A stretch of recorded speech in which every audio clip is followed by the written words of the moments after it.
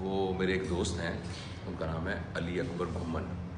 وہ WHO میں کام کرتے ہیں اور دنیا میں پھرتے رہتے ہیں، پوری دنیا میں. پتہ نہیں کبھی عراق میں ہوتے ہیں، کبھی آسٹریلیا میں ہوتے ہیں.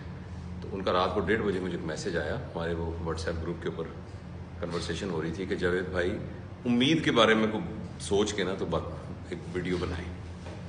اچھا، میں نے یہ سوچا کہ آدمی غصے میں ہوتا ہے، آدمی نفرت میں کی کیفیت میں ہوتا ہے، پیار کی کیفیت میں ہوتا ہے. تو آئی ایم شیور کہ اس کے دماغ میں کوئی نہ کوئی پروسیس چل رہا ہوگا، کوئی نہ کوئی کیمیکل چینجز آ رہی ہوں گی، کوئی نہ کوئی سرکٹ نئے بنتے ہوں گے. تو یہ امید آخر کیا چیز ہے؟ امید ہمارے تھاٹ پروسیس کے لیول پر کیا چیز ہے اور ہمارے سب کانشیس میں کیا چیز ہے؟ میں نے کافی سارا اس پہ غور کیا، تھوڑا سا لٹریچر بھی دیکھا. تو جو باتیں مجھے سمجھ میں آئی ہیں نا، اس کو سمجھانے کے لیے ایک چھوٹی سی کہانی ہے. ایک نیورو سرجن تھے بہت بڑے. تو انہوں نے بتایا، میں مختصر بتا رہا ہوں، انہوں نے یہ بتایا کہ میرے پاس ایک پیشنٹ آیا، برین ٹیومر کے لیے ریفر ہوا. جب میں نے اس کو دیکھا تو ایک دم میں حیران رہ گیا. وہ میرا اپنا ایک جاننے والا تھا، دوست تھا، جو کہ میرے ساتھ ٹینس کھیلتا تھا.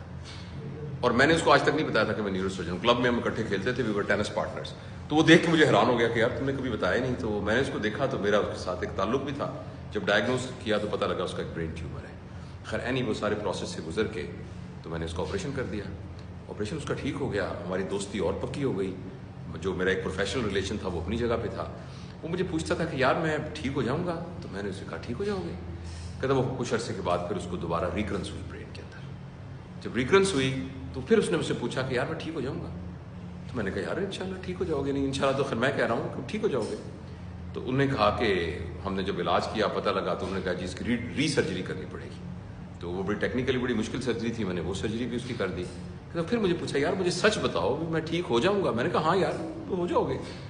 کہتا اس کے کچھ عرصے سال 6 کے بعد اس کو پھر دوبارہ ریکرنس ہوئی اور اس کے میٹاسٹیسز جو ہیں وہ باڈی میں پھیلے اور جگہوں پر گئے. تو ہم نے یہ فیصلہ کیا کہ اس کو ریڈیو تھراپی دی جائے. تو کیمو تھراپی اور ریڈیو تھراپی دی جانے لگی. تو اس نے مجھے کہا کہ مجھے اب سچ بتاؤ کہ میں ٹھیک ہو جاؤں گا. میں نے کہا یار ہمت نہیں ہارنی، وہ کوشش کرتے ہیں ہم انشاءاللہ. کہتا مجھے لیکن میرے ذہن میں یہ تھا کہ اب یہ آہستہ آہستہ نیچے ہو رہا ہے. کہنے لگا کچھ عرصے کے بعد ہمارے آنکولوجسٹ نے کہا کہ اب اس کو کچھ نہیں ہو سکتا.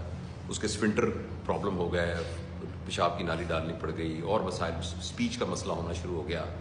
تو کچھ بعد میں تو کہتا یار مجھے تم سچ کیوں نہیں بتاتے کہ میں ٹھیک ہو جاؤں گا کہ نہیں ہو جاؤں گا؟ تو میں اس کو کہتا تھا ہاں ہم کریں گے، ٹھیک ہو جائے گا، کچھ نہ کچھ ہو جائے گا. کہتا اسی دوران کے اندر نا اس کی حالت بہت غیر ہوتی گئی، بہت. پھر میں اس کے گھر بھی جانا شروع ہو گیا. پھر اس کی بیوی بھی کبھی کبھی میرے پاس آتی تھی. تو ایک وقت ایسا آیا کہ میں نے اسے یہ سوچا کہ اب اگر یہ مجھ سے پوچھے گا تو میں اس کو یہ کہہ دوں گا کہ یار اب تو اٹس آل اوور. تو کہتا پھر بھی میری ہمت نہ ہوئی، میرے پاس پھر آیا. اس نے کہا دیکھو یار اب میں تو اٹھا نہیں جا رہا، مجھے بتاؤ تو صحیح. میں نے کہا نہیں کرتے ہیں. کہتا چلو ٹھیک ہے جیسے تم کہو، میں اعتبار ہے. ایک دن ایسا ہوا کہ میں اس کے گھر گیا اور اس نے مجھ سے وہی سوال پوچھا. تو میں نے اسے کہا کہ دیکھ ہم اس فائٹ کو کرتے رہے ہیں لیکن تم سمجھدار آدمی ہو، سب کو اس دنیا سے جانا ہے. تو میرا خیال ہے کہ اب نا یہ کافی مشکل ہے اس کا ٹھیک ہونا. تو اس نے کہا اچھا کوئی بات نہیں، thank you for letting me know the truth.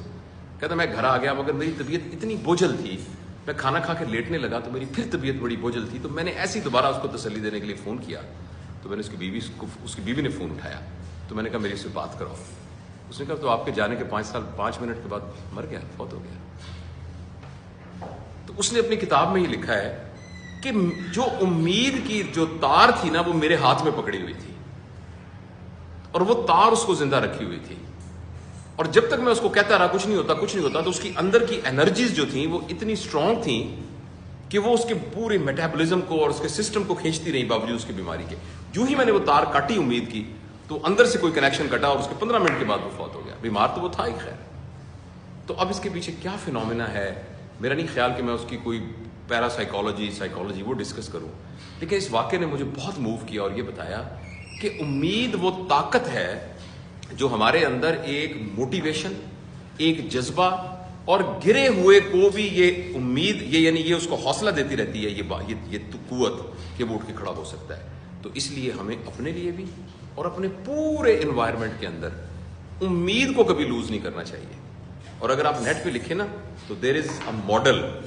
وہ ماڈل ہے کہ ویژن ہوپ ماڈل، کہ اگر آپ کا کوئی بھی ویژن ہے نا اس ویژن کے ساتھ ہوپ کا ہونا بہت ضروری ہے. جیسے ہم اکثر بیٹھ کے کہتے ہیں یہ ملک ٹھیک نہیں ہوگا, یہاں کا آوے گاوا بگڑا ہوا ہے, یہ عوام نے ٹھیک ہونا ہی نہیں ہے, یہاں جو مرضی کر لو ٹھیک ہوں گے ہی نہیں ہوں گے, نہ بابا یہ قوم ٹھیک ہونے والی نہیں ہے. تو یہ تو بنیادی طور پر یہ کہنا ہے کہ ہمیں کوئی امید نہیں ہے. اور جب ہم کہتے ہیں ہمیں کوئی امید نہیں ہے تو ہم بنیادی طور پہ وہ رسی کاٹ دیتے ہیں کہ جس کی بنیاد کے اوپر ساری کی ساری وہ کھڑی ہوتی ہے, پوری کی پوری ایک جو اسٹرکچر کھڑا ہوا ہوتا ہے. تو اس لیے میرے خیال میں امید وہ طاقت ہے, اور ہمیں ہر وقت ریئلسٹک ضرور ہونا چاہیے مگر پر امید ہونا چاہیے. Thank you.